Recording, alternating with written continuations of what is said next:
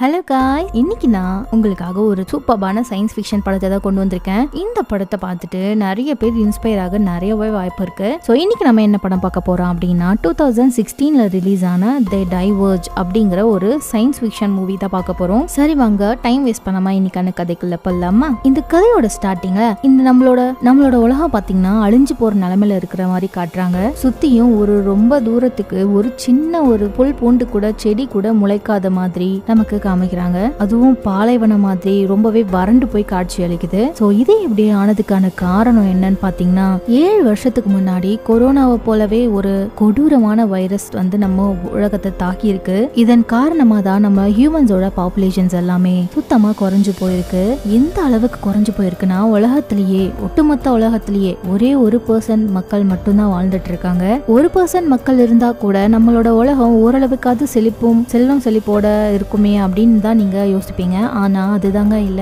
ஏன்னா 7 வருஷத்துக்கு முன்னாடி பரவன இந்த நோய், அதுக்கு இந்த மனுஷங்களே வந்து மருந்து எல்லாத்தையுமே தயாரிச்சிருந்திருக்காங்க. ஆனா இங்க என்ன ப்ராப்ளம்னா, மாத்து மருந்தை கண்டுபிடிச்ச நாடு பாத்தீங்கன்னா ரொம்பவே அதிகமான விலைக்கு அந்த மருந்தை விற்க பார்த்திருக்காங்க. கூடவே அந்த நாட்டு கூட எந்த ஒரு நாடு போட்டியா இருக்கோ அந்த நாட்டுக்கு அவங்க என்ன ஒரு விலை கொடுத்தாலுமே அவங்களுக்கு இந்த மாத்து மருந்து கொடுக்க கூடாது அப்படிங்கறதுல ரொம்பவே உறுதியா இருந்திருக்காங்க. அப்படியும் அதையும் தாண்டி உங்களுக்கு எங்களோட மருந்து வேணும் அப்படின்னா அந்த நாடு முழுவதுமே எங்களுக்கு அடிமையா இருக்கணும் அப்படின்னு ஒரு கோரிக்கையும் வைக்கிறாங்க. சோ இதை கேட்டுட்டு ரொம்பவே கோபமான அந்த எதிரி நாடு இருக்காங்கல்ல, இதுக்கு மேல நம்ம கிட்ட இழக்கிறதுக்கு எதுவுமே கிடையாது, நம்ம சாகிறதுக்கு முன்னாடி நம்ம அழிஞ்சா கூட மாத்து மருந்தை கண்டுபிடிச்ச அந்த நாடு உயிர் வாழ்ந்துட கூடாது அப்படிங்கிறதுக்காக அணு ஆயுதங்கள் எல்லாம் யூஸ் பண்ணி அந்த நாட்டை அட்டாக் பண்றாங்க. சோ இதனால ஒரு பெரிய உலக போரே நடந்துச்சு. இதன் காரணமா நிறைய மக்கள் கொத்து கொத்தா இறந்து போயிடுறாங்க. கூடவே உலகம் முழுக்க அணு ஆயுதங்களால அட்டாக் பண்ணதுனால ஒரு சின்ன புல் பூண்டு கூட முளைக்க முடியாத அளவுக்கு பயங்கரமா எஃபெக்ட் ஆயிருக்கு. சோ இப்ப கூட அந்த 1% மக்கள் எப்படி உயிரோடு இருக்காங்க அப்படின்னா,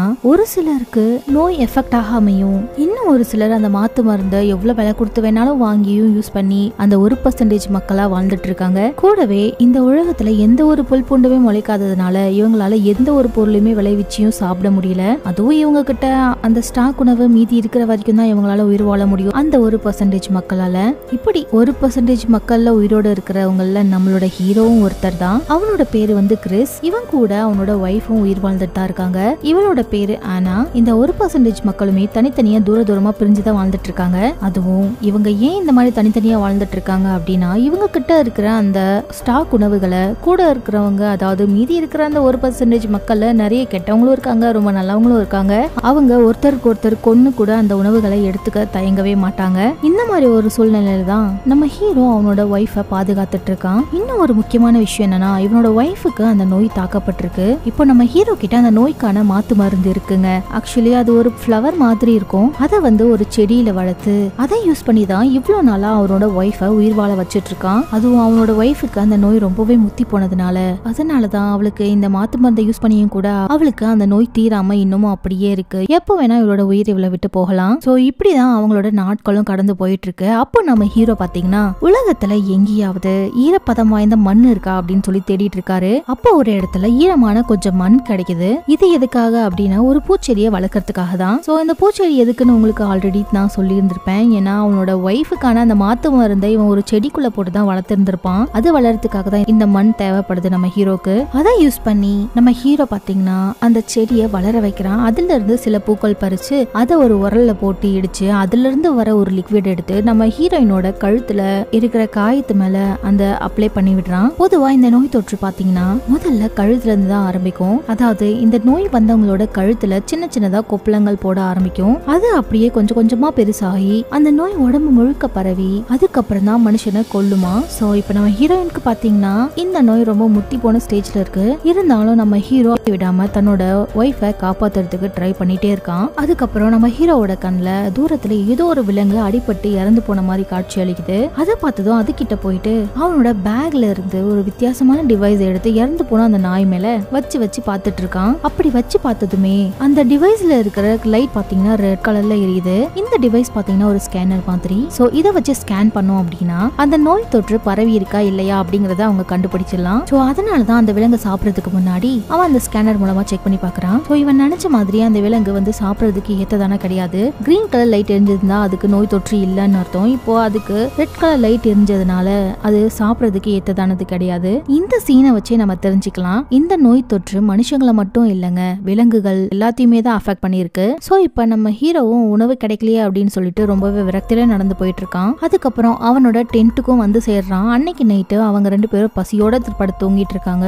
அண்ட் அடுத்த நாள் ஆகுதுங்க. அவங்க டென்ட் எல்லாம் கழிச்சிட்டு அவங்க கிட்ட இருக்கிற பொருள் எல்லாத்தையும் பேக் பண்ணி எடுத்துக்கிட்டு எங்கேயோ கிளம்பி போறாங்க. இப்படிதான் இவங்களோட நாட்கள் நகர்ந்துகிட்டு இருக்கு. அண்ட் இவங்க போற வழியில பாத்தீங்கன்னா ஒரு ஆளு பசியால இறந்து போய் கிடக்குறாரு. நம்ம ஹீரோவும் அந்த டெட் பாடி கிட்ட போயிட்டு அந்த இறந்து போனவரோட பேக்ல போய் என்னெல்லாம் இருக்குன்னு செக் பண்ணி பாக்குறான். அப்படி தேடி பார்க்கும் பொழுது அதுல ஒரு மர பொம்மையும் கூடவே ஒரு கன்னும் இருக்கு. சோ அதை வந்து எடுத்து நம்ம ஹீரோனோட பாக்கெட் குள்ள வச்சுக்கிறான். அதுக்கப்புறம் நம்ம ஹீரோயின் பாத்தீங்கன்னா அந்த இறந்து போன உடல்ல ஏதோ ஒண்ணு வித்தியாசமா இருக்கிறத நோட் பண்றா. அதாவது அந்த இறந்து போன ஆளு இருக்கார் இல்லையா, அவரு இறந்து போனா கூட அவரோட கைய அவரோட பாக்கெட் குள்ளேயே வச்சுட்டு தான் இறந்து போயிருந்திருக்காரு. எதையோ அவரு பாதுகாக்க முயற்சி பண்ணிருக்காரு. சோ இவர் எதை பாதுகாக்கிறாரு அப்படின்றது தெரிஞ்சுக்கிறதுக்காக நம்ம ஹீரோயின் பாத்தீங்கன்னா அதை வெளியே எடுத்து பாக்குறா. பார்த்தா அது ஒரு சங்கு. அதை பார்த்ததுமே நம்ம ஹீரோயின் ரொம்பவே எக்ஸைட் ஆயிட்டு அந்த சங்கை எடுத்து காதுல வச்சு கேக்குறா. பொதுவா சங்கை எடுத்து காதுல வச்சோம் அப்படின்னா நமக்கு கடல் அலைகளோட சத்தம் கேட்கும்னு சொல்லுவாங்க.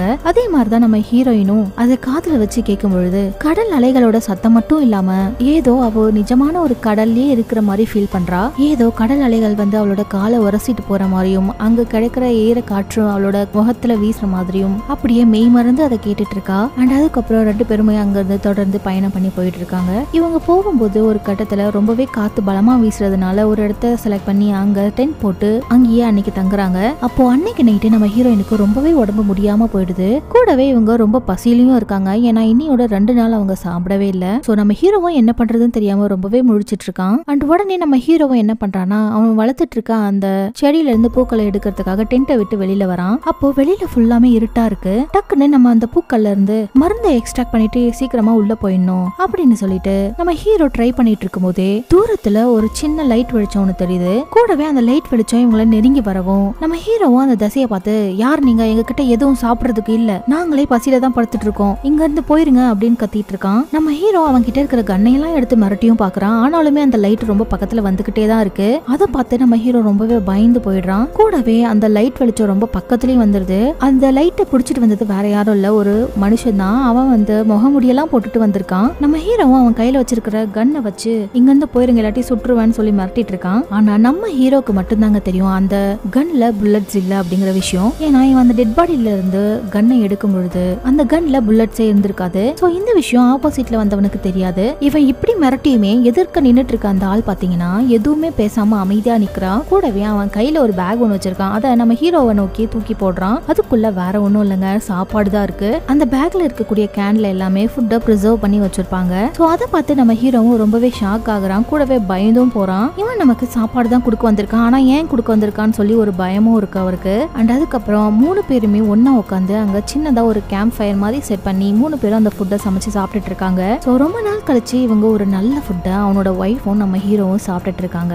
அதுக்கப்புறம் கொஞ்ச நேரம் கழிச்சு அந்த முகமூடி போட்ட ஆள் பாத்தீங்கன்னா அவனோட மாஸ்க கலட்டிடுறான். அதுக்கப்புறம் இவங்க 2 பேரையும் பார்த்துட்டு இங்க நீங்க 2 பேர் மட்டும் தான் இருக்கீங்களா அப்படிங்கிற மாதிரி கேக்குறான். அதுக்கு நம்ம ஹீரோயின் அவனை பார்த்து இல்ல எங்களுக்கு ஒரு பையன் இருந்தான், ஆனா அவனை எங்களால காப்பாற்ற முடியல அப்படிங்கிற மாதிரி சொல்றா. அதுக்கப்புறம் அந்த ஆளு நீங்க அந்த குவாரண்டைன் ஜோனுக்கு போகலையா? உடனே நம்ம ஹீரோவும் இல்ல நாங்க போல, அப்படியே வெளியிலேயே சர்வைவ் ஆகி வாழ்ந்துட்டு இருக்கோம் அப்படிங்கிற மாதிரி சொல்றாரு. அதுக்கு அந்த முகமூடி போட்டாலும் அவனோட பேக்ல இருந்து ஒரு ஸ்கேனர் எடுத்து நம்ம ஹீரோயினை ஃபர்ஸ்ட் ஸ்கேன் பண்ணி பாக்குறான். அதுல செக் பண்ணதுமே நம்ம ஹீரோயினுக்கு அந்த நோய் இருக்கு, சீக்கிரமா இவங்களை குவாரண்டைன் ஜோனுக்கு கூட்டிட்டு போகணும் அப்படிங்கிற மாதிரி அந்த டிவைஸ்ல இருந்து ஒரு ஆடியோ சொல்லுது. அதுக்கப்புறம் அந்த டிவைஸ் எடுத்து நம்ம ஹீரோ மேல வைக்கிறான். ஆனா அவனுக்கு எந்த ஒரு நோய் தொற்றும் இல்ல அப்படிங்கிற மாதிரி அந்த ஆடியோவும் சொல்லுது. உடனே அந்த ஆள் என்ன சொல்றானா நீங்க இங்க இருக்கவே கூடாது, உடனே நீங்க குவாரண்டைன் ஜோனுக்கு போங்க, இல்லாட்டி உன்னோட ஒய்ஃப் கிட்ட இருந்து உனக்குமே ஈஸியா நோய் தொற்று பரவிடும் அப்படிங்கிற மாதிரி அந்த ஆளும் சொல்றான். உடனே நம்ம ஹீரோ இதெல்லாம் கேட்டுட்டு அவன் கிட்ட இருக்கிற கன்னை எடுத்து அந்த முகமுடி போட்ட ஆள் மேல பாயிண்ட் பண்ணி அதெல்லாம் எங்களுக்கு தெரியும், தெரிஞ்சுதான் நாங்க சர்வை பண்ணிட்டு இருக்கோம், ஆனா நாங்க குவாரண்டைன் ஜோனுக்கு போகவே மாட்டோம், அங்க போனா என்னோட ஒய்ஃபை அவங்க கொன்றுவாங்க அப்படின்னு சொல்லிட்டு தான் நாங்க இப்படி வாழ்ந்துட்டு இருக்கோம். அதுக்கு அந்த முகமுடி போட்டாலும் உன்னோட நிலைமை எனக்கு புரியுது, சரி நான் உங்களுக்கு ஹெல்ப் பண்றேன், ஆனா நீ என் கூட வரணும் அப்படின்னு சொல்லிட்டு நம்ம ஹீரோவை மட்டும் அவன் கூப்பிடுறான். நம்ம ஹீரோவும் எதுக்குன்னு கேக்குறான். அதெல்லாம் நான் உனக்கு அப்புறமா சொல்றேன், உன்னோட ஒய்ஃபை நீ காப்பாத்தணும் அப்படின்னா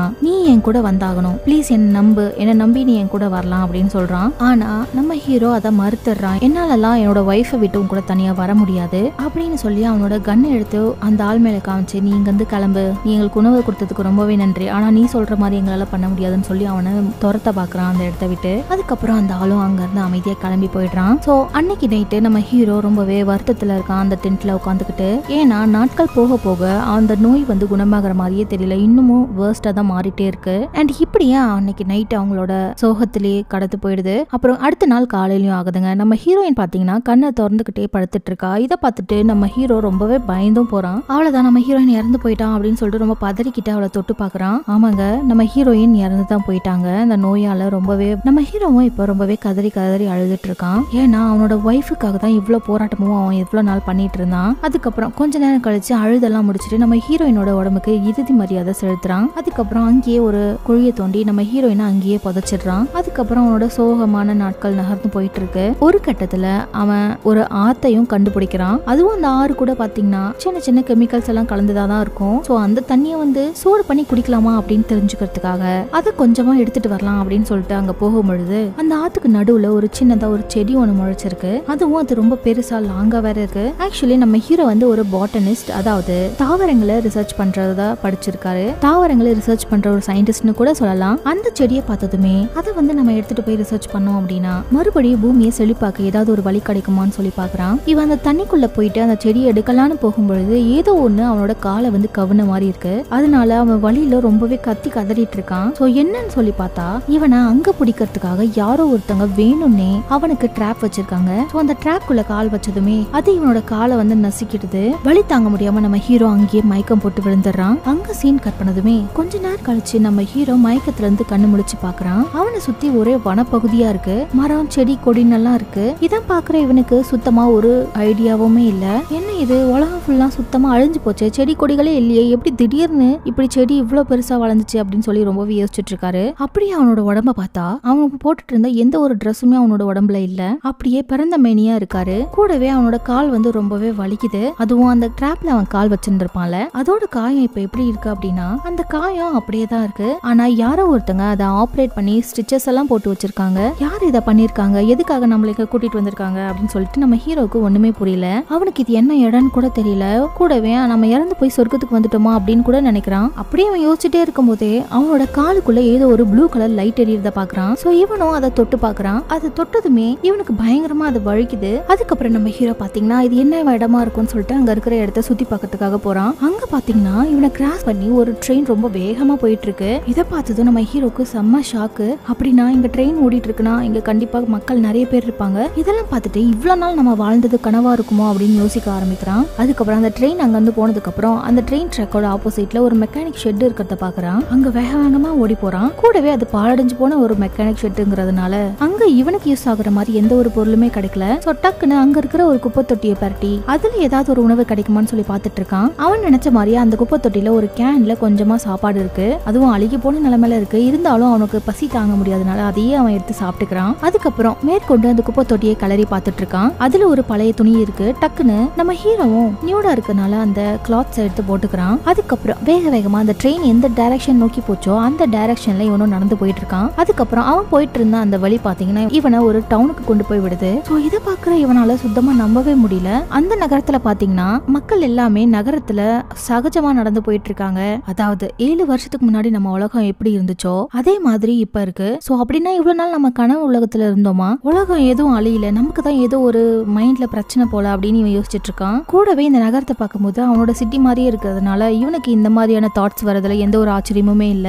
அப்போ அந்த இடத்துல ஒரு கிளாக் இருக்கிறத பாக்குறான். இந்த டைமுக்கு கண்டிப்பா நம்ம ஒய்ஃப் அவளோட ஆபீஸை விட்டு வெளியில வர டைம் தான் இது. இது உண்மையா இருந்தா கண்டிப்பா என்னோட ஒய்ஃப் வெளியே வருவா அப்படின்னு சொல்லிட்டு அவளோட ஆபீஸ்க்கு வெளியில போய் நிக்கிறான். அப்போ கரெக்டா நம்ம ஹீரோ நினைச்ச மாதிரியே அவனோட ஒய்ஃப் பாத்தீங்கன்னா அந்த ஆபீஸை விட்டு வெளியில வரா. சோ இப்போ நம்ம ஹீரோயினை பார்த்த நம்ம ஹீரோவும் அவளை கத்தி கத்தி கூப்பிட்டுக்கிட்டே வரான். ஆனா அங்க இருக்கிற டிராபிக்னால ஹீரோயினோட காதுல நம்ம ஹீரோ கத்துறது கேட்கவே இல்ல.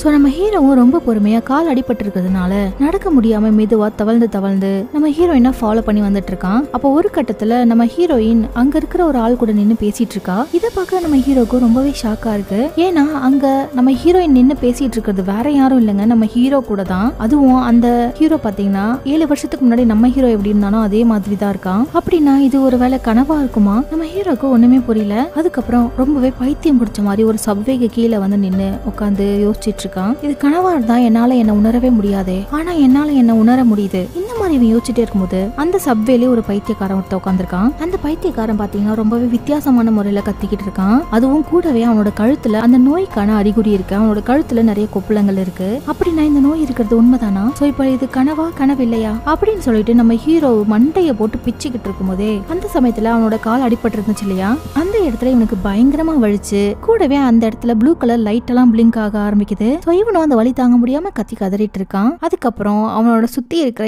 எல்லா இடமுமே அப்படியே மறைஞ்சு போகுது. அதுக்கப்புறம் ஒரு இடத்துல கண்ணு முழிச்சு பார்த்தா அவன் ஒரு டிஃபரெண்டான லொகேஷன்ல இருக்கான். கூடவே அவனுக்கு எதிரில லைட் எல்லாம் வேற எரிஞ்சுக்கிட்டு இருக்கு. அது மட்டும் இல்லாம அவனுக்கு ஆபரேஷன் பண்ற மாதிரி யாரோ தலையில டியூப் எல்லாம் மாட்டி விட்டுட்டு இருக்காங்க. சோ இவனும் அந்த இடத்த விட்டு எல்லாம் ட்ரை பண்ணிட்டு இருக்கான். ஆனா அவனால அங்கிருந்து எழவே முடியல. ஏன்னா அவனோட கை கால்களை யாரோ ரொம்ப டைட்டா கட்டி வச்சிருக்காங்க. சோ அது யாரு சொல்லி இவன் பார்த்தா இவனுக்கு ரொம்பவே செம்ம ஷாக்கு. அது யாருன்னா ஹீரோட வைஃப் சாகிறதுக்கு முன்னாடி ஒரு மாஸ்க் போட்டு ஒரு ஆள் வந்து இவங்களுக்கு சாப்பாடெல்லாம் கொடுத்து இவனை தனியா என் கூட வர முடியுமான்னு சொல்லி கூப்பிட்டு இருந்தா இல்லையா, அவன் தான். இப்போ நம்ம ஹீரோ எழுந்ததும் அவன் வந்து என்ன சொல்றானா, என்னப்பா எழுந்திருச்சிட்டியா, என்னோட பேரு டிமிட்ரி, நான் ஒரு சயின்டிஸ்ட், அதோட நான் ஒரு டைம் டிராவல் மிஷினையும் கண்டுபிடிச்சிருக்கேன். இதை யூஸ் பண்ணி நாம வேற ஒரு பேரலல் யூனிவர்ஸ்க்கு போகலாம். அதாவது பேரலல் யூனிவர்ஸ் அப்படின்னா என்ன அப்படின்னா, உதாரணத்துக்கு நம்மளோட உலகத்துல இந்த மாதிரி நோய் தொற்று பரவி இருக்கு இல்லையா, அதுவும் உலகமே அழியிற நிலைமையில இருக்குல்ல, அதே மாதிரி இன்னொரு உலகத்துல இந்த மாதிரி நோய் பரவாமையும் இருந்திருக்கலாம்ல. ஒருவேளை வேற ஒரு நோய் கூட பரவி இருக்கலாம். ஆனா எந்த ஒரு யூனிவர்ஸா இருந்தாலும் அங்க நம்மள மாதிரி ஒரு கேரக்டர் இருப்பாங்க.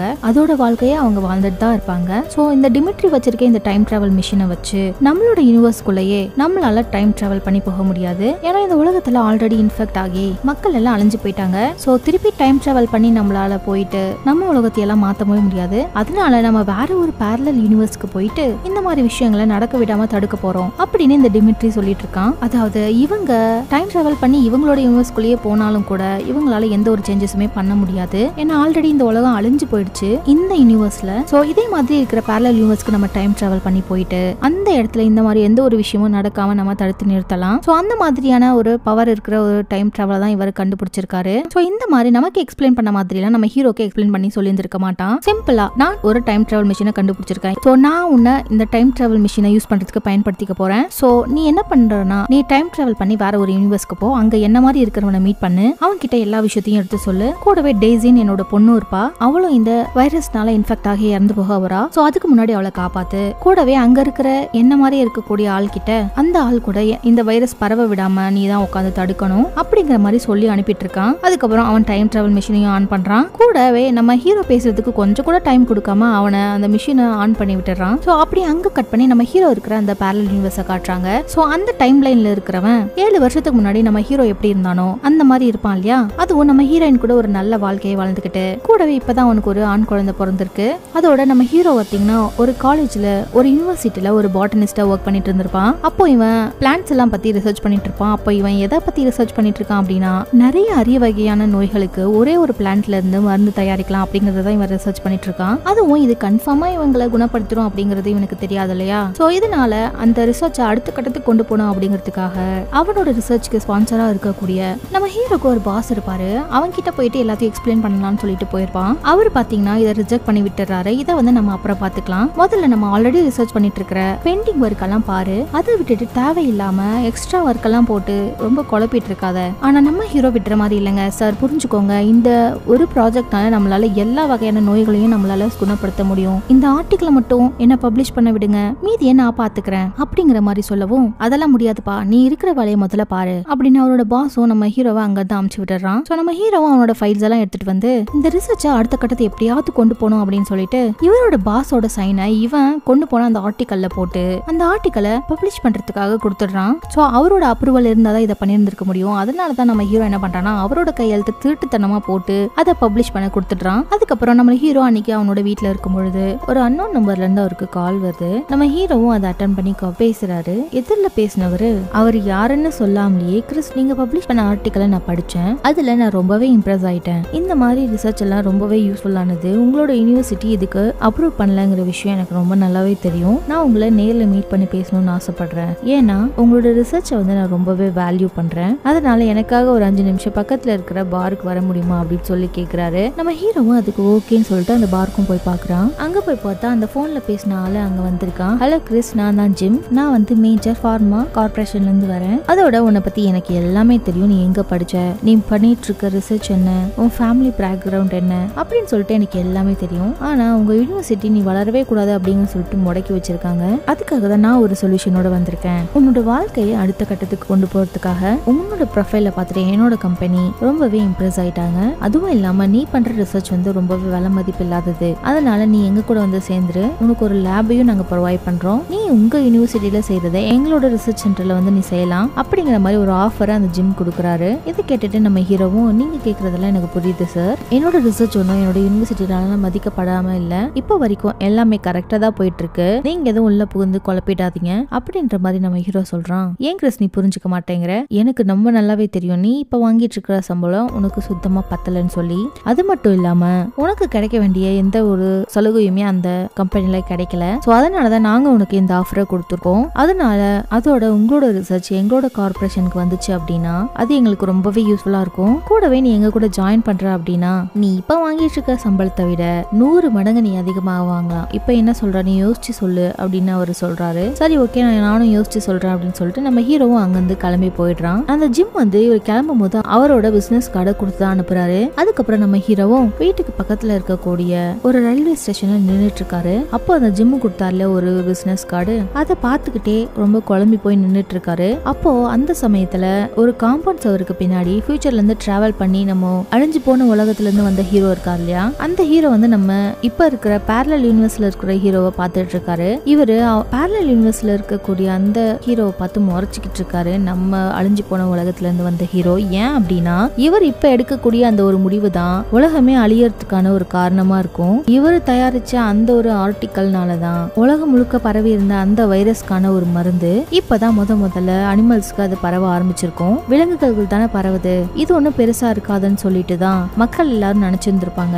ஆனா உள்ளுக்குள்ள கவர்மெண்ட் மனுஷங்களுக்கும் இது பரவுது அப்படின்னு சொல்லிட்டு மக்களுக்கு தெரியப்படுத்தாமையே இருந்திருப்பாங்க. சோ இந்த விஷயம் இந்த ஜிம் வந்தாரு இல்லையா அவரோட கம்பெனிக்கு தெரியும். அந்த ஜிம் இருக்கார் இல்லையா அவரு தான் நம்ம ஹீரோ கிட்ட இருந்து அந்த நோயை குணப்படுத்தக்கூடிய அந்த ரிசர்ச்சை வாங்கி மக்களுக்கு நிறைய நோய் பரவுனதுக்கு அப்புறம் இந்த மருந்தை வெளியிடலாம் அப்படின்னு சொல்லிட்டு அவரோட கம்பெனிக்கு அந்த மருந்து கொண்டு போய் கொடுப்பாரு. சோ இதனாலதான் பெரிய உலக போரே நடந்திருக்கும். அதுக்கப்புறம் தான் இந்த உலகமே அழிஞ்சு போயிருக்கும். இது எல்லாத்துக்குமே ஒரு மூல காரணம் என்னன்னா இப்போ அங்க நின்னுட்டு இருக்கான் இல்லையா நம்ம ஹீரோ, அவன் தான் அதாவது பேரலல் யூனிவர்ஸோட ஹீரோ. அவன் எடுக்கிற முடிவுல தான் இருக்கு. சப்போஸ் இவன் அந்த ரிசர்ச்ச அந்த கம்பெனிக்காரங்க கிட்ட கொடுத்துட்டான் அப்படின்னா, அதாவது அவங்களுக்கு விலை போயிட்டான் அப்படின்னா இந்த உலகமே அழிஞ்சு போயிடும். இப்ப நம்மளோட அழிஞ்சு போன உலகத்துல இருந்து வந்தான் இல்லையா அவனோட உலகத்துல இருந்த மாதிரி. ஆனா இவன் அந்த ரிசர்ச்ச அந்த கம்பெனிக்கு விற்காம இருந்தான் அப்படின்னா அந்த டைம் லைன் சேஃப் ஆயிருக்கும், உலகமும் அழியாம இருந்திருக்கும். சோ இதை வந்து எப்படியாவது நம்ம தடுக்கணும் அப்படின்னு சொல்லிட்டு தான் அழிஞ்சு போன உலகத்துல இருந்து வந்த நம்ம ஹீரோ இங்க வந்திருக்காரு. இப்போ நம்ம டைம் டிராவல் பண்ணி வந்த ஹீரோவால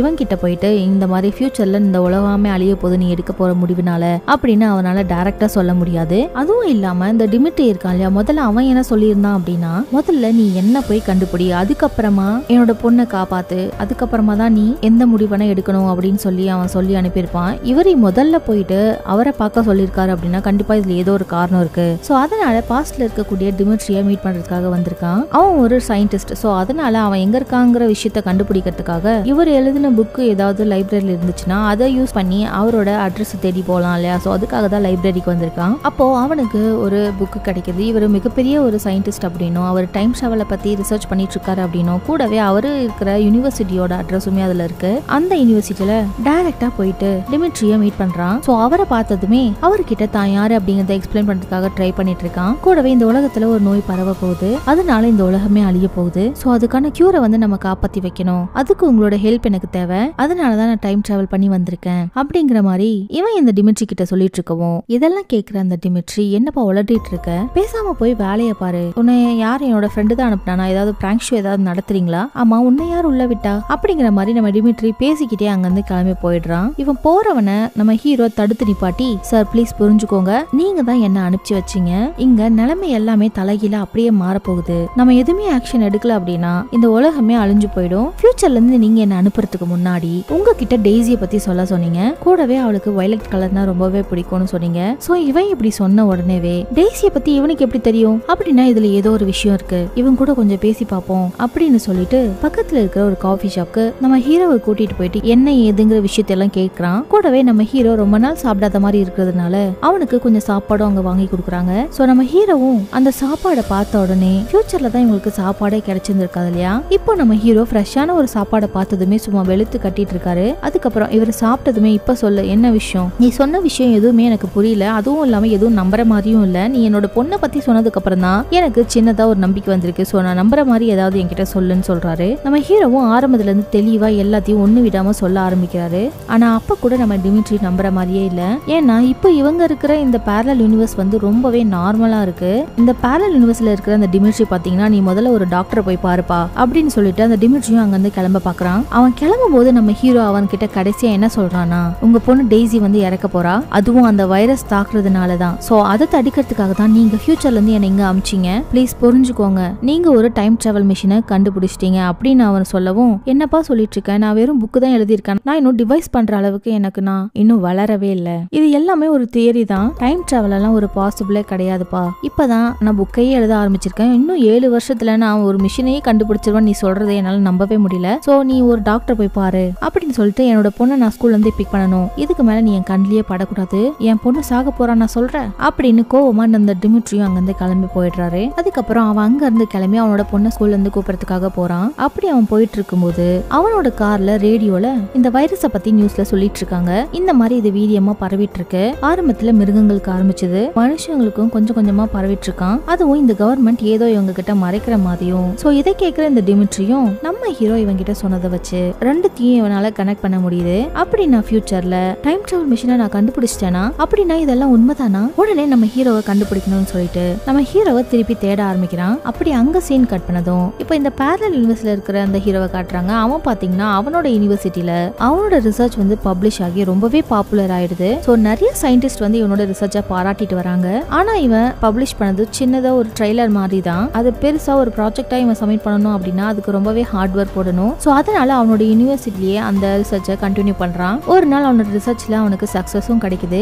இப்போ இவன் கண்டுபிடிச்சிருக்க அந்த பிளான்ட்னால இப்ப பரவிட்டு இருக்க அந்த நோயை இவங்களால சரி பண்ண முடியுமா, இந்த ப்ராஜெக்ட் இப்ப சக்சஸ் ஆனதுனால அவனோட ப்ராஜெக்டை கொண்டு போய் அவனோட பாஸ் கிட்ட காட்டுறான். சோ இப்படி அவன் கிட்ட போனதுமே நம்ம ஹீரோ அவனோட ரிசர்ச் சக்சஸ் ஆயிடுச்சு, அதுவும் இல்லாம இது மீடியால ரொம்ப வரவேற்பு பெற்றிருக்கு, இதை முழுசா வந்து பப்ளிஷ் பண்றதுக்காக உங்களோட அனுமதி எனக்கு வேணும். நம்ம ஹீரோ அந்த பாஸ் கிட்ட கேக்குறாரு, ஓ உன்னோட ப்ராஜெக்ட் வந்து சக்சஸ் ஆயிடுச்சா, அந்த ப்ராஜெக்டை வாங்கி வச்சுக்கிட்டு நம்ம ஹீரோ வந்து அங்க இருந்து கிளம்ப சொல்றான். சோ நம்ம ஹீரோக்கு எதுவுமே புரியல, ஏன் இந்த மாதிரி பண்றீங்க, எனக்கு கொஞ்சம் கூட பாராட்டணும்னு உங்களுக்கு தோணவே இல்லையா, சோ அந்த ரிப்போர்ட்டை வந்து பப்ளிஷ் பண்றதுக்கு எனக்கு பெர்மிஷன் கொடுங்க அப்படின்னு சொல்லி கேட்டதும், உனக்கு இந்த பெர்மிஷனை எங்களால தர முடியாது, அதுவும் இல்லாம இந்த ரிசர்ச் இனிமே எங்களுக்கு சொந்தமானது, எங்களோட லேப்ல தானே நீ இதை செஞ்ச, அதனால இதை பப்ளிஷ் பண்ணணுமா வேணாமான்னு சொல்லிட்டு நாங்க தான் முடிவு பண்ணணும், சோ நீ இங்க இருந்து கிளம்பலாம் அப்படின்னு அவர் சொன்னதும், அதுக்கு நம்ம ஹீரோவும் நீங்க என்ன ஏமாத்த பாக்குறீங்க, இது என்னோட ரிசர்ச், அதுக்கு இந்த பாஸும் நான் உன்னை ஏமாத்துறேன்னா நீ ஒரு விஷயம் பண்ண, உனக்கு ஞாபகம் இருக்கா, உன்னோட சாம்பிள் ரிசர்ச்சை நீ பப்ளிஷ் பண்றதுக்கு என்கிட்ட வந்து பெர்மிஷன் கேட்டேன், நான் கொடுக்கலன்னு உடனே நீயா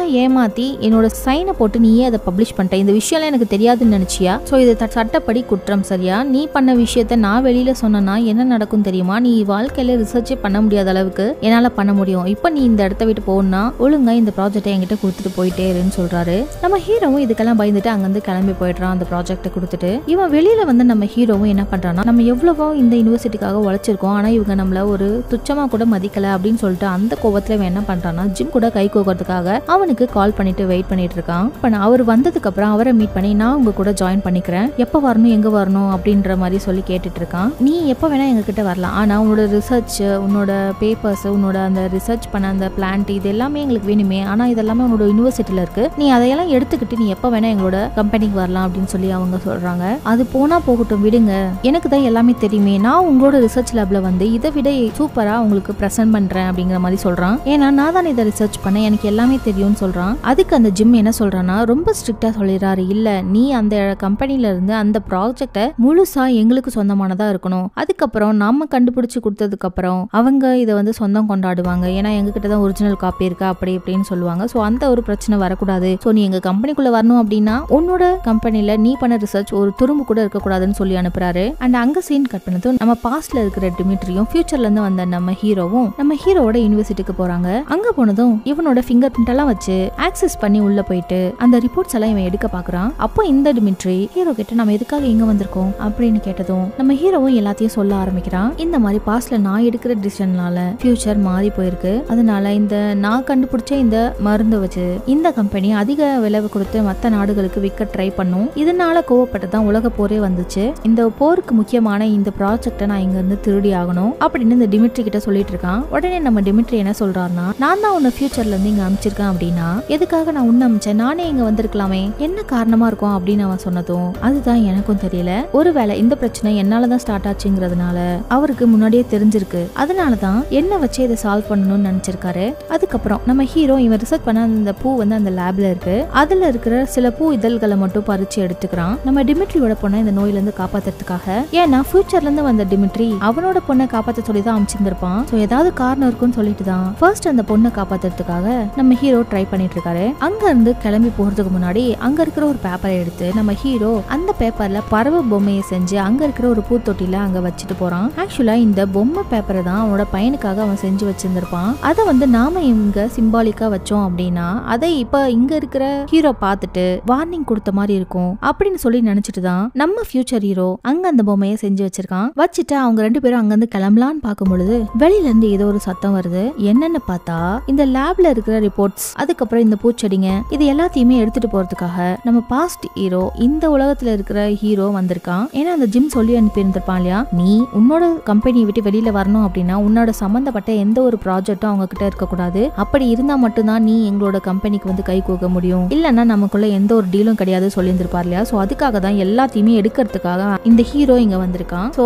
அவன் அங்க வந்ததுமே நம்ம டிமிட்ரியும் நம்ம ஃபியூச்சர் ஹீரோவும் வேக வேகமா போயிட்டு ஒளிஞ்சுக்கிறாங்க. சோ இவங்க இங்க இருக்கிறது தெரியாத நம்ம பாஸ்ட் ஹீரோவும் கேஷுவலா அந்த லேபுக்கு வந்து அவனோட ரிப்போர்ட்ஸ் அந்த செடி எல்லாத்தையும் எடுத்து பேக் பண்ணி வச்சிட்டு இருக்கான். இவன் எல்லாத்தையும் பேக் பண்ணிட்டு இருக்கும் போதே நம்ம ஃபியூச்சர் ஹீரோ ஒரு பேப்பர் பொம்மையை செஞ்சு அங்க வச்சாரு இல்லையா, அந்த பேப்பரை வந்து நம்ம பாஸ்ட் ஹீரோ பாக்குறான். அதை அவன் பார்த்ததுமே அவனுக்கு இப்ப நல்லாவே புரிஞ்சிருது, இந்த பேப்பர் பொம்மையை நம்மளை தவிர வேற யாராலையுமே செய்ய முடியாது. சோ இது இங்க இருக்கு அப்படின்னா ஏதோ ஒரு விஷயம் இருக்கு, அப்படின்னா இது ஒரு வார்னிங்கா அப்படின்னு சொல்லிட்டு நம்ம பாஸ்ட் ஹீரோவும் புரிஞ்சுக்கிட்டு இந்த ரிப்போர்ட் எல்லாத்தையும் எடுத்துட்டு போலாமா வேணாமா அப்படிங்கறத யோசிச்சுட்டு இருக்கான். அந்த நேரத்துலதான் நம்ம ஃபியூச்சர் ஹீரோவும் அங்க இருக்கிற ஒரு செவருக்கு பின்னாடிதான் ஒளிஞ்சிருந்திருப்பான் சவுண்ட் போடாம. இப்போ அவனோட கால்ல இருக்கிற அந்த காயம் இருக்குல்ல, அதுகிட்ட ப்ளூ கலர் லைட் எரிய ஆரம்பிக்குது. அவனுக்கு இப்போ வலியும் மேல உயிர் போயிட்டு இருக்கு. சோ அவனால வலி தாங்க முடியல, என்ன ஆனாலும் சவுண்ட் போட்டக்கூடாது அப்படிங்கிறதுக்காக நம்ம ஃபியூச்சர் ஹீரோவும் வாயை புத்தி அமைதியா இருக்க பாக்குறான். ஆனா எப்படி ஒண்ணு நம்ம பாஸ்ட் ஹீரோக்கு அந்த இடத்துல யாரோ இருக்காங்க அப்படிங்கிற ஒரு உணர்வு வந்துருது. சோ அதனால அங்க யார் இருக்காங்க அப்படிங்கறத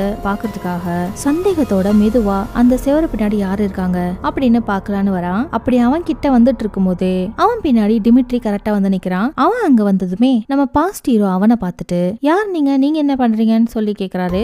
அத நான் உங்ககிட்ட தான் கேட்கணும், நான் இங்க கிளீனிங் வேலைக்காக வந்தேன், நான் ஒரு கிளீனர். சோ இப்ப சொல்லுங்க நீங்க இங்க என்ன பண்றீங்க அப்படிங்கிற மாதிரி டிமிட்ரி கேக்குறாரு. ஒண்ணு இல்ல, சும்மா தான், நான் இந்த லேப்ல தான் ஒர்க் பண்றேன், சில ரிப்போர்ட் ஆர்டிகல்ஸ் எல்லாம் நான் படிக்க வேண்டியிருந்துச்சு, சோ அதனாலதான் அதெல்லாம் தேடிட்டு இருக்கேன் அப்படின்னு சொல்றான். சரின்ட்டு இவன் கிட்ட பதில கொடுத்துட்டு அந்த ஸ்லாப் பின்னாடி யார்தான் இருக்காங்க அப்படின்னு சொல்லிட்டு பாக்கலான்னு போறான். அப்போ அவன் போறதை தடுத்து நிறுத்துற நம்ம டிமிட்ரி, சார் நீங்க அங்க போக கூடாது, இப்பதான் நான் கிளீனா அங்க ஃப்ரெஷ்ஷா கிளீன் பண்ணிட்டு வரேன், இப்போ நீங்க அங்க நடந்து போனீங்கன்னா அந்த இடமே அழுக்கா போயிடும், அதனால பாதை இந்த பக்கமா இருக்கு, நீங்க இந்த பக்கமா கூட போகலாம் அப்படிங்கிற மாதிரி சொல்லவும் இதை கேட்டுட்டு பாஸ்ட் ஹீரோவும் என்னடா இது, நம்மளால இந்த ரிப்போர்ட்டை இன்னைக்கு நம்மளால இங்க இருந்து கொண்டு போக முடியலையே, அப்புறம் எப்பயாவது வருவோம்னு சொல்லிட்டு அவனும் அங்க இருந்து கிளம்பிடுறான். இந்த கிளீனர் இருக்கிறதுனால இவன் போனதுக்கு அப்புறம் நம்ம டிமிட்ரியும் நம்ம ஃபியூச்சர் ஹீரோவும் அங்க இருந்து கிளம்பலான்னு பார்க்கும்போது நம்ம ஹீரோட கால் வலி ரொம்பவே அதிகமாயிடுது. அந்த லைட் பிளிங்க் ஆகுறதுனால அந்த வலியினால நம்ம ஹீரோ மயக்கம் போட்டு விழுந்துடுறாரு. அதுக்கப்புறம் அந்த டிமிட்ரி தான் அவனை நம்ம டிமிட்ரியோட வீட்டுக்கு கூட்டிட்டு வராரு. கொஞ்ச நேரம் கழிச்சு நம்ம ஹீரோ கண் முழிச்சு பாக்குறான். அங்க நம்ம டிமிட்ரியோட பொண்ணான டெய்ஸி இருக்காங்க. நம்ம ஹீரோ எழுந்ததும் டிமிட்ரி அந்த இடத்துக்கு வந்து இங்க பாரு, இந்த மாதிரி இந்த டிடெக்டரை தான் யாரோ உன்னோட கால்ல ஆப்ரேட் பண்ணி வச்சிருந்திருக்காங்க, மேபி ஃபியூச்சர்ல நானே கூட வச்சிருந்திருக்கலாம், நீ எங்க போனாலும் உன்னை ஃபாலோ பண்ணலாம், இதுக்காக தான் இதை வச்சிருக்காங்க, சரி எது எப்படியோ நான் இதை இப்ப ரிமூவ் பண்ணிட்டேன், இதுக்கு மேல உனக்கு எந்த வலியும் இருக்காது அப்படிங்கிற மாதிரி நம்ம டிமிட்ரி சொல்லிட்டு அப்புறம் இதுதான் என்னோட பொண்ணு டெய்ஸி, இவளுக்கு தான் அந்த நோய் தொத்தி இருக்கு அப்படின்னு சொல்லிட்டு இவளோட கழுத்துல ஃபார்ம் ஆயிருக்கிற அந்த குப்பலங்களை டிமிட்ரி நம்ம ஹீரோக்கு காட்டுறாரு. இதை புரிஞ்சுக்கிட்டு நம்ம ஹீரோவும் அவனோட லேப்ல இருந்து அவன் கொண்டு வந்தான் இல்லையா அந்த பூக்களோட இதழ்கள், அதை வந்து ரொம்ப நைஸா அரைச்சு அதை ஒரு சில ப்ராசஸ் எல்லாம் பண்ணி அதுல இருந்து வந்த லிக்விட் எடுத்து இந்த டெய்ஸி பொண்ணுக்கு வந்து நம்ம ஹீரோ போட்டு விடுறான். இப்படி அதை போட்டதுமே அந்த டெய்ஸி பொண்ணுக்கு வந்து கியூர் ஆயிடுது. அதுக்கப்புறம் அந்த டெய்ஸி பொண்ணு நான் ஸ்கூலுக்கு போகணும்பா அப்படின்னு சொல்லவும் இனிமே நீ ரொம்ப ஹாப்பியா ஸ்கூலுக்கு போலாம், இனிமே எந்த ஒரு பிரச்சனையும் கிடையாது அப்படின்னு சொல்லிட்டு டிமிட்ரி இந்த ஹீரோவையும் டெய்ஸியும் கூப்பிட்டுக்கிட்டு அந்த பொண்ணை அவர் ஸ்கூல்ல விட்டுட்டு ஒரு மன நிறைவோட நம்ம டிமிட்ரி வீட்டுக்கு வராரு. அதுக்கப்புறம் இவங்க ரெண்டு பேரும் கார்ல போயிட்டு இருக்காங்க. அப்போ டிமிட்ரி ஹீரோவை பார்த்து நீ எப்படியோ ஒன்னு ஃபியூச்சரை காப்பாத்திட்டல, இனிமே உன்னோட ஃபியூச்சர் சேவ் ஆயிடும் நான் நினைக்கிறேன். அதுக்கப்புறம் இன்னும் ஒரு முக்கியமான விஷயம், நீ இந்த உலகத்துல உன்னோட வைஃபை பார்த்தன்னு சொன்னல, உன்னோட வைஃபை நீ என்னைக்குமே நெருங்காம இருக்கிறது தான் உன்னோட வைஃபுக்கு நல்லது, உன்னோட கடமை இப்போ முடிஞ்சு போச்சு, நீ எப்பவுமே ஹாப்பியா இரு அப்படின்னு சொல்லிக்கிட்டே திரும்பி அவங்க டிமிட்ரியோட வீட்டுக்கு வராங்க. அங்க வந்து அவங்களோட வீட்டுக்கு கதவை ஓபன் பண்ணி பார்த்தா அங்க யாரோ வந்திருக்கிற மாதிரி நம்ம டிமிட்ரிக்கு தோணுது. கூடவே உள்ள இருக்கிற பொருட்கள் எல்லாம் கலைஞ்சு போய் கிடக்கு. அப்படின்னா நம்ம வீட்டுக்கு யாரோ திருடங்க வந்திருக்காங்க அப்படின்னு சொல்லிட்டு பதறி போய் வேக வேகமா அவனோட வீட்டுல லாக்கர் ஒண்ணு இருக்கும், அதை போயிட்டு டக்குன்னு ஓபன் பண்ணி அதுல இருக்கிற கன்னை எடுக்கலாம்னு இவன் பார்க்கும்பொழுது அதுக்குள்ள அந்த கன்னை காணோம். எங்கடா இங்க இந்த கன்னெல்லாம் காணுமே அப்படின்னு சொல்லிட்டு இவன் சுத்தி முத்தி தேடிட்டு இருக்கும் போதே பின்னாடில இருந்து அந்த ஃபியூச்சர்ல இருந்து நம்ம டிமிட்ரி இங்க வந்திருக்காரு. சோ அவன் தான் அந்த லாக்கர்ல இருந்து கன்னையும் எடுத்திருக்கான். அவனை கன்னோட பார்த்து நம்ம பாஸ்ட் டிமிட்ரியும் ஷாக் ஆகி போயிட்டு இல்ல நீ இதெல்லாம் பண்ணக்கூடாது அப்படிங்கிற மாதிரி கத்துறதுக்குள்ளாரியே இந்த ஃபியூச்சர் டிமிட்ரி பாஸ்ட் டிமிட்ரிய அப்படியே அங்கேயே சுட்டு கொண்டுடுறாரு. சோ இதை எல்லாத்தையுமே நம்ம ஹீரோவும் பார்த்துட்டு செம ஷாக் ஆகுறாரு. அப்பதான் ஃபியூச்சர்ல இருந்து வந்த டிமிட்ரி இவன் கிட்ட எல்லா பிளானையும் சொல்லிட்டு இருக்காரு. அதாவது இந்த உலகத்தோட ஃபியூச்சரை காப்பாத்துறதுக்காகவும் கூடவே அவனோட பொண்ணு டெய்ஸியை காப்பாத்துறதுக்காகவும் தான் இவன் இங்க அனுப்பிச்சிருக்கான் அப்படின்னு சொல்லிதான் நம்ம ஹீரோ நம்பி இருந்திருப்பான். சோ அதுதான் உண்மையும் கூட. ஆனா அது கூடவே ஃபியூச்சர்ல அவனோட பொண்ணு இல்ல இல்லையா, அதுவும் இல்லாம அது பேரலல் யூனிவர்ஸ் வேற. அந்த யூனிவர்ஸ்ல அவனோட பொண்ணு இறந்து போயிருப்பா. சோ இதை வச்சு பார்க்கும்பொழுது நம்ம என்னதான் பாஸ்ட சேஞ்ச் பண்ணாலுமே இந்த யூனிவர்ஸ்ல இருக்கிற ஃபியூச்சர் மட்டும் தான் சேஞ்ச் ஆகும், நம்மளோட ஃபியூச்சர் அப்படியே தான் இருக்கும். அதுவும் இப்ப நம்ம 2 பேராலையும் திரும்பவும் நம்மளோட உலகத்துல இருக்கிற ஃபியூச்சருக்கு போகவே முடியாது. ஆனா ஏன்னா நான் இன்னும் அதுக்கான வழியை கண்டுபிடிக்கவே இல்லை. உன்னை வச்சு எந்த ஒரு பிரச்சனையும் இல்லாம என்னோட பொண்ணை காப்பாத்தி வைக்கலாம் அப்படின்னு சொல்லிதான் நான் பிளான் பண்ணேன். அதனாலதான் உன்னை அமுச்சியும் வச்சேன். ஆனா எப்போ உன்னோட ட்ராக்கர்ல இருந்து எனக்கு சிக்னல் கிடைக்கலையோ அப்பவே நான் தெரிஞ்சுக்கிட்டேன் என்னோட பொண்ணு டெய்ஸி வந்து காப்பாத்தப்பட்டா அப்படின்னு சொல்லிட்டு. சோ அந்த கன்ஃபர்மேஷனுக்கு அப்புறமா தான் நான் வந்து பாஸ்டுக்கு டைம் டிராவல் பண்ணி வந்திருக்கேன். இங்க இருக்கிற என்னோட பொண்ணு கூட நான் சந்தோஷமா இருக்க போறேன். இதுல என்ன தப்பு இருக்கு? நான் மத்தவங்களையா ஷூட் பண்ண, என்ன நானே தானே ஷூட் பண்ணேன். ஏன்னா என்னோட பொண்ணு இல்லாம நான் ரொம்ப நாளா வருத்தத்திலே வாழ்ந்துட்டேன். இனிமே நான் என்னோட பொண்ணு கூட இருந்து அவளை நான் ரொம்ப நாளா பாத்துப்பேன். சோ கூடவே நான் உனக்கு ஒரு அட்வைஸ் கொடுக்கலாம்னு நினைக்கிறேன். நீயும் நான் செஞ்ச இந்த செயலை உன்னோட ஃபேமிலிக்கு நீ செஞ்சனா நீ உன்னோட குடும்பத்து கூட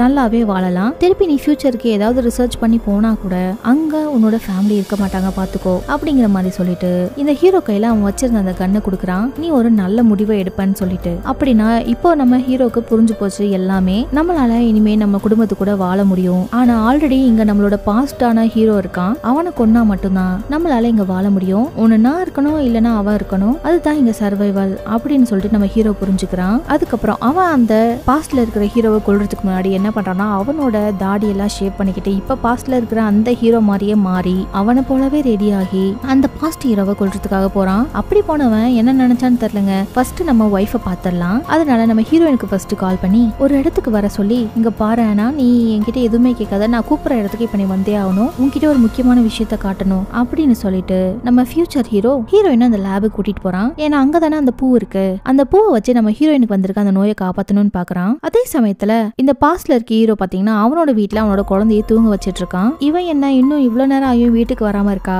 அப்படின்னு சொல்லி அவனுக்கு ஏதோ தப்பா ஃபீல் ஆகுது. அதுவும் இல்லாம அன்னைக்கு ஈவினிங் தான் அந்த ஜிம் வந்து நம்ம ஹீரோவை திரும்பவும் மீட் பண்றதுக்காக வந்திருக்கான். அப்போ நம்ம ஹீரோ கிட்ட உன்னோட ரிசர்ச் பர்பஸ் எல்லாம் கொண்டு வந்துட்டியா, உன்கிட்ட இருந்து எந்த ஒரு கால் கூட வரல, என்னாச்சுன்னு அவர் கேட்கவும், இங்க பாருங்க நான் அந்த டீலுக்கு ஒத்துக்கவே இல்லை. நான் வந்து லேபுக்கு போனேன். ஆனா அங்க வேற ஒரு ஆள் இருந்தான். அவன் வந்து என்ன பார்த்துட்டான். அதனால என்னால அந்த ரிப்போர்ட்டை எடுக்க முடியல. கூடவே இந்த விஷயத்த பண்றது எனக்கு ரொம்ப தப்பா தோணுது. அதனால என்ன மன்னிச்சுக்கோங்க, நான் இந்த ஆட்டத்துக்கு வரல அப்படிங்கிற மாதிரி நம்ம ஹீரோ நைஸா அந்த விஷயத்துல இருந்து நழுவிடுறான். இப்போ இந்த ஜிம்க்கு லைட்டா கோவம் வந்து என்ன சொல்றான் அப்படின்னா, இங்க பாரு நீ இப்ப பாதியில இந்த மாதிரி சொன்னா எப்படி, உன் பேச்சை நம்பிதான் நாங்க அதை ஸ்ப்ரெட் பண்ணிட்டோம் அப்படின்னு சொல்லவும் நம்ம ஹீரோ உடனே எதை ஸ்ப்ரெட் பண்ணீங்க, நீங்க எதை வேணா ஸ்ப்ரெட் பண்ணிக்கோங்க, எனக்கு எந்த ஒரு கவலையும் கிடையாது. ஆனா என்னால உங்க கூட ஒர்க் பண்ண முடியாது. நீங்க இனிமே நான் தொந்தரவு பண்ணீங்கன்னா நான் போலீஸ்ல கம்ப்ளைண்ட் பண்ணிடுவேன் அப்படிங்கிற மாதிரி சொல்லிட்டு நம்ம ஹீரோவும் அங்க இருந்து கிளம்பிட்டான். ஆக்சுவலா எதை ஸ்ப்ரெட் பண்ணிட்டோம் அப்படின்னு இந்த ஜிம் சொல்றான் அப்படின்னா, அதாவது இவங்களோட கம்பெனி தான் இந்த வைரஸையே ஸ்ப்ரெட் பண்ணி இருந்திருக்காங்க. சோ இவங்களே உருவாக்கி இவங்களே இதுக்கான மருந்தையும் கண்டுபிடிச்சு இதுல லாபம் பாக்குறது தான் இவங்களோட வேலையே. சோ இப்போ நம்ம ஹீரோவும் இந்த டீலுக்கு ஒத்துக்க மாட்டேன்னு சொல்லும் பொழுது, சோ இப்போ நீ போயிட்டா இதை எங்களால பண்ண முடியாது அப்படின்னு நீ நினைக்கிறியா, நீ இல்லைன்னா வேற ஒரு ஆளை வச்சு நாங்க பண்ணுவோம், பாத்துக்கிட்டே அப்படிங்கிற மாதிரி சொல்லவும், பாக்கலாம் பாக்கலாம் அப்படின்னு சொல்லிட்டு நம்ம ஹீரோவும் அங்கிருந்து போயிடுறான். சோ இந்த விஷயத்தையும் அன்னைக்கு நைட்டு அவனோட ஒய்ஃப் வீட்டுக்கு வராத விஷயத்தையும் வச்சு கனெக்ட் பண்ணி பார்க்கும்போது ஒருவேளை இந்த ஜிம் ஆட்களை வச்சு நம்ம ஒய்ஃபை தூக்கிட்டானா அப்படின்னு சொல்லி சந்தேகப்பட்டுட்டு அவனும் வேக வேகமா அந்த லேபுக்கு கிளம்பி போறான். அந்த பூச்செடி இருக்கிற அந்த லேபுக்கு. இதே இப்படி போயிட்டு இருக்க இந்த லேபுக்கு வந்து நம்ம ஃபியூச்சர் ஹீரோவும் ஹீரோயினுக்கு அந்த மருந்துகளை வந்து எடுத்து போட்டுக்கிட்டு இருக்கான். சோ இதை பாக்குற நம்ம ஹீரோயினுக்கும் என்னன்னு ஒண்ணுமே சுத்தமா புரியவே இல்ல. என்ன இவன் இவ்வளவு அன்பை பொழியறானே, இவன் கிட்ட ஏதோ ஒண்ணு ரொம்ப வித்தியாசமா இருக்கே அப்படின்னு சொல்லிட்டு இவன் உண்மையிலே நம்ம கிறிஸ்தானா அப்படின்னு சொல்லிட்டு இவளுக்கு இப்பதான் ஒரு சந்தேகம் வர ஆரம்பிக்குது. ஏன்னா நம்ம ஹீரோ ரொம்பவே பாசத்தை பொழிஞ்சு ரொம்ப கண் கலங்கி ரொம்ப எமோஷனல் ஆயிருப்பான். ஃபியூச்சர்ல இவ இறந்து போயிருப்பா இல்லையா, சோ அதை நினைச்சுதான் இவங்க இந்த மாதிரி பேசிட்டு இருக்கும் போதே அந்த இடத்துக்கு நம்ம ஹீரோவோட பாஸ் வந்துடுறான். சபாஷ் கிரிஷ், நீ இந்த இடத்துக்கு வருவேன் நான் எதிர்பார்க்கவே இல்லை. நான் உன்கிட்ட என்ன சொன்னேன், என்னோட ரிப்போர்ட்ஸ்ல நீ கை வைக்க கூடாதுன்னு சொல்லி இருந்திருப்பேன்ல, நீ எதுக்காக இப்போ இங்க வந்து இந்த ரிசர்ச் பண்ணி இந்த மருந்தையெல்லாம் எடுத்து உன்னோட ஒய்ஃபுக்கு போட்டுட்டு இருக்க? இது யாரு? உன்னோட ஒய்ஃப் தானே? அப்போ 2 பேரும் சேர்ந்து இது திருட்ட பாக்குறீங்களா? சரி, இப்பவே நான் இதுக்கு ஒரு முடிவு கட்டுறேன் அப்படின்னு நான் போலீஸ்க்கு கால் பண்றேன்னு சொல்றான். டக்குன்னு நம்ம ஹீரோ என்ன பண்றான்னா, அவன் கையில ஒரு கன்னு கொடுத்துருந்துருப்பாளையா நம்ம டெமிட்ரி, அதை வந்து இவன் மேல பாயிண்ட் பண்ணி வச்சு, அசையாத, நான் வந்து உன்னை சுற்றுவேன், இது என்னோட ரிசர்ச், நீ என்னோட உழைப்பை திருட பாக்குற, நான் தான் உன்ன போலீஸ்ல புடிச்சு கொடுக்கணும் அப்படின்னு சொல்லிட்டு இவன் பேசிட்டு இருக்கும் போதே கரெக்டா இந்த இடத்துக்கு அந்த ஜிம் இருக்கான் இல்லையா, அவன் கையில கன்னோட வந்து நிக்கிறான். அவன் வந்து நம்ம ஹீரோ மேல கன்னை பாயிண்ட் பண்றான். நான் தான் உன்கிட்ட சொன்னல, நீ இல்லனா இந்த வேலையை நான் வேற யாராவது வச்சு செஞ்சிருவேன்னு சொல்லி. அந்த வேற ஆள் வேற யாரும் இல்லைங்க, இந்த பாஸ் தான். மரியாதையா அவன் மேல பாயிண்ட் பண்ணிருக்கிற கன்னை எடுன்னு சொல்றான். ஆக்சுவலி பாஸ்ட் ஹீரோ கிட்ட பேசுறதா நினைச்சு இந்த ஜிம் என்ன பண்றான்னா, ஃபியூச்சர்ல இருந்து வந்த ஜிம் கூட பேசிட்டு இருக்கான். ஆனா இவன் என்னத்தை பத்தி பேசிட்டு இருக்கான் அப்படின்னு சொல்லிட்டு நம்ம ஹீரோக்கு ஒண்ணுமே புரியல. ஏன்னா இந்த மாதிரி ஒரு டைம் லைன் இவனோட டைம் லைன்ல நடந்திருக்காது. இவன் இந்த ஜிம்மோட ஆஃபரை ரிஜெக்டே பண்ணியிருந்திருக்க மாட்டான். சோ அதுக்கப்புறமா தானே அந்த கான்வர்சேஷன் நடந்திருக்கும். சோ இந்த பாஸ்ட் ஹீரோ முடியாதுன்னு சொன்ன உடனே இந்த லேபோட ஓனரான அந்த பாஸ் இருக்கார் இல்லையா, அவனுக்கு நிறைய பணம் தரேன்னு சொல்லிட்டு ஆசை வார்த்தையா பேசி இந்த ஜிம் வந்து அவனை வந்து கைக்குள்ள போட்டு இருந்திருப்பான். சோ இந்த பாஸ் இதை எடுக்கலான்னு வரும்பொழுதுதான் நம்ம ஃபியூச்சர் ஹீரோவும் பாஸ்ட் ஹீரோயினும் அங்க இருக்கிறத பார்த்து இந்த சம்பவம் நடந்துட்டு இருக்கு. சோ இதை புரிஞ்சுக்கிட்ட நம்ம ஹீரோ அவனோட பாஸ் கிட்ட நிலைமைய சொல்லி புரிய வைக்க பாக்குறான். இந்த மாதிரி இந்த பூக்கள் இல்ல அப்படின்னா இந்த பூக்கள்னால ஃபியூச்சர்ல ஒரு உலக போரே நடக்க போகுது. இந்த பூக்கள்ல இருந்து கிடைக்க போற மருந்த அதிக விலைக்கு அவங்க கம்பெனி விற்க போகுது. சோ இதை வந்து நம்ம நடக்க அனுமதிக்கவே கூடாது அப்படிங்கிற மாதிரி நம்ம ஹீரோ சொல்லவும் இப்பதான் அந்த பாஸ் புரிஞ்சுக்கிறாரு இதுல ஏதோ தப்பா இருக்கு அப்படின்னு சொல்லிட்டு. அதே சமயத்துல இந்த ஜிம் பாத்தீங்கன்னா நம்ம ஹீரோ கிட்ட, இந்த கன் வந்து நான் உன் மேல பாயிண்ட் பண்ணல, உன்னோட ஒய்ஃப் மேல நான் பாயிண்ட் பண்ணிருக்கேன். சப்போஸ் நீ ஏதாவது தவறா முடிவு பண்ண அப்படின்னா ஃபர்ஸ்ட் நான் உன்னோட ஒய்ஃபை தான் ஷூட் பண்ணுவேன். ஏன்னா உன்னோட ஒய்ஃப் உனக்கு எவ்வளவு பிடிக்கும்னு சொல்லி எனக்கு ரொம்ப நல்லாவே தெரியும். நீ அவளை சாக அனுமதிக்க மாட்ட. சோ மரியாதையா அந்த ரிப்போர்ட்ஸ் எல்லாத்தையுமே நீயே உன்னோட கையால எடுத்துட்டு வந்து என்கிட்ட கொடுத்துரு. கூடவே நீ இப்போ ஒரு சாம்பிள் கிரியேட் பண்ணிருக்கல உன்னோட ஒய்ஃபை காப்பாத்துறதுக்காக, அதையும் கொண்டு வந்து கொடுன்னு சொல்றான். இந்த பாஸ் இருக்கான் இல்லையா, இதெல்லாம் கேட்டுட்டு என்ன பண்றான்னா, நம்ம ஹீரோ ப்ராசஸ் பண்ணி வச்சிருந்தாருப்பான் இல்லையா அந்த மருந்து, அதை எடுத்துக்கிட்டு அங்கிருந்து ஓட ட்ரை பண்றான். அவன் ஓடுறத பார்த்ததுமே இந்த ஜிம் என்ன பண்றான்னா, அவன் கையில வச்சிருந்த கன்னை வச்சு இந்த பாஸை வந்து சுட்டுடுறான். இந்த கேப்பை பயன்படுத்தி நம்ம ஹீரோ என்ன பண்றான்னா, அவன் கையில வச்சிருந்த கன்னை வச்சு இந்த ஜிம்மை போட்டு தள்ளிடுறான். இப்படி 2 குண்டு சத்தத்தையும் இப்பதான் அந்த லேபுக்கு வந்துகிட்டு இருக்கிற இந்த பேரலல் இருக்கக்கூடிய, அதாவது பாஸ்ட் ஹீரோவான கிறிஸ் அங்க வந்துடுறான். என்ன ஆச்சுன்னு பதறி போய் அந்த லேப்குள்ள வந்து பார்த்தா அங்க ஜிம் இறந்து கிடக்கிறதையும் இவனோட பாஸ் வந்து உயிருக்கு போராடிட்டு இருக்கிறதையும் பார்த்துட்டு இருக்கான். கூடவே அந்த இடத்துல ஃபியூச்சர் ஹீரோ பாஸ்ட் ஹீரோ முன்னாடி வந்து நின்னு அவன் கையில வச்சிருந்த கன்னை வச்சு இவன் மேல பாயிண்ட் பண்ணி நிக்கிறான். இதை பாக்குற பாஸ்ட் ஹீரோக்கு சுத்தமா ஒண்ணுமே புரியல. அப்படியே குழம்பி போய் யாருன்னு சொல்லி பார்த்துட்டு இருக்கும் போதே நம்ம ஃபியூச்சர் ஹீரோ எல்லாத்தையும் சொல்ல ஆரம்பிக்கிறான். இந்த மாதிரி நான் ஒரு பேரலல் யூனிவர்ஸ்ல இருந்து வந்திருக்கேன், அங்க இருக்கிற எங்களோட உலகம் அழிஞ்சு போச்சு, கூடவே என்னோட ஒய்ஃபும் இறந்து போயிட்டா, அதாவது நாதா நீ தான் நான். சோ இப்போ இந்த உலகத்துல ஒருத்தர் மட்டும் தான் உயிரோட இருக்கணும், அதனால உன்னை கொண்டுட்டு நான் இந்த உலகத்துல வாழ போறேன் அப்படிங்கிற மாதிரி சொல்லிட்டு பாஸ்ட் ஹீரோவை சுடலான்னு சொல்லி பார்க்கும்போது கரெக்டா அந்த சமயத்துல நம்ம ஹேனாக் பின்னாடில இருந்து வந்து அங்க இருக்கிற சிசரை எடுத்து ஃபியூச்சர் ஹீரோவை வயித்துல குத்திடுறா. அப்படி குத்துனதும் நம்ம ஃபியூச்சர் ஹீரோ அப்படியே சரிஞ்சு போய் கீழே விழுந்துறாரு. அப்போ ஃபியூச்சர்ல இருந்து வந்த அந்த ஹீரோ நம்ம ஆனாவை பார்த்து ரொம்பவே கஷ்டப்படுறான். ஏன்னா இவளுக்காக தான் எல்லாத்தையுமே செஞ்சிருப்பான். சோ அவளுக்கே அது பிடிக்கல அப்படிங்கிறப்போ இதுக்கு மேல வாழ்ந்து ஒரு பிரயோஜனமும் இல்ல அப்படின்னு நீங்க யோசிச்சுட்டு இருக்கும் போதே பாஸ்ட் ஹீரோ பாத்தீங்கன்னா, அதாவது இந்த உலகத்துல இருக்கிற அந்த ஹீரோ பாத்தீங்கன்னா நம்ம ஃபியூச்சர்ல இருந்து வந்த ஹீரோ கையில இருக்கிற கன்னை பிடுங்கி அவன் மேல பாயிண்ட் பண்றான். இந்த ஃபியூச்சர் ஹீரோவும் பரவாயில்ல என்ன சுட்டு கொன்னுடு, நான் வந்த வேலை முடிஞ்சிருச்சு அப்படின்னு சொல்லிட்டு அவன் வந்து சாகிறதுக்காக தயாரா இருக்கான். இந்த பாஸ்ட் ஹீரோக்கு இவனை சுடுறதுக்கு மனசே இல்ல. எப்படி பார்த்தாலுமே அவனோட ஃபியூச்சர் தான் இவன். சோ அவனை பத்தி இவனுக்கு எல்லாமே புரிஞ்சுக்கும். அவனோட ஃபீலிங்ஸ் இவருக்கு புரிஞ்சதுனால அவனை அங்கிருந்து எழுப்பி இனிமே என்னோட லைஃப்க்கு வராதீங்க, அதுதான் நீ நம்ம ஹேனாக்கு செய்யற ஒரு நல்லது அப்படிங்கிற மாதிரி அவன்கிட்ட சொல்லிட்டு அவனை அங்கிருந்து அனுப்பிச்சு வச்சிடறாங்க. சோ அந்த கத்தி குத்தோட ரத்தம் சொட்ட சொட்ட நம்ம ஃபியூச்சர் ஹீரோ பாத்தீங்கன்னா அங்கிருந்து கிளம்பி ஒரு பீச்சுக்கு கிளம்பி போறான். சோ அந்த காயங்களை குணப்படுத்துறதுக்காக ஹாஸ்பிட்டலுக்கு கூட போகாம நேரா அந்த பீச்சுக்கு போய் நின்னுட்டு அங்க கீழே இருக்கிற ஒரு சங்க பார்த்து ஃபியூச்சர்ல இறந்து போன அவனோட ஆனாவை நினைச்சு அவனோட கடைசி நிமிடங்களை ஸ்பெண்ட் பண்ணிட்டு இருக்கான். அதுக்கப்புறம் இந்த பேரல் யூனிவர்ஸ்ல இருந்து வந்த நம்ம ஃபியூச்சர் ஹீரோ இந்த உலகத்துல இறந்து போறான் அப்படிங்கறத சொல்லாம சொல்லி இந்த படத்தை அப்படியே முடிக்கிறாங்க. அதுக்கப்புறம் இந்த பேரலல் யூனிவர்ஸ்ல இருக்கக்கூடிய நம்ம ஹீரோவும் ஹீரோயினும் ரொம்ப சந்தோஷமா வாழ்வாங்க. சோ அந்த நோயை இப்போ பரவாம தடுத்து நிறுத்திடுவாங்க. சோ இந்த படம் உங்களுக்கு ரொம்ப பிடிச்சிருக்குன்னு நினைக்கிறேன். அண்ட் இதே மாதிரியான வேற ஒரு படத்தோட உங்களை வந்து சந்திக்கிறேன். Until then, tata, bye bye, thank you.